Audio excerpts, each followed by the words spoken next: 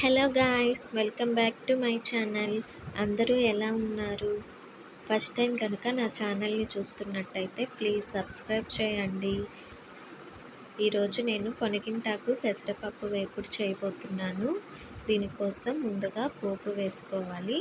తర్వాత సన్నగా తరిగి పెట్టుకున్న ఆకును యాడ్ చేసుకోవాలి. ఈ పొనగింటాకు వల్ల ఎన్నో ఆరోగ్య ప్రయోజనాలు ఉన్నాయి.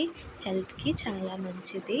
చర్మ సమస్యలు, కంటి సమస్యలు నివారించడంలో ఈ ఆకు చాలా బాగా ఉపయోగపడుతుంది.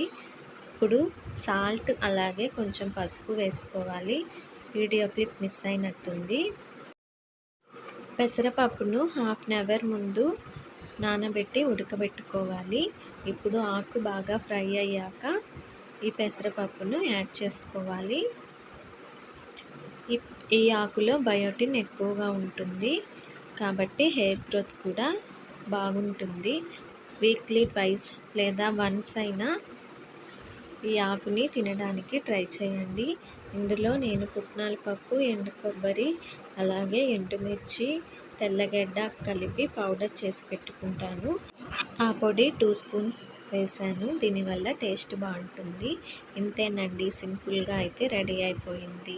ఈ వీడియో మీకు నచ్చినట్టయితే please do share, like and subscribe.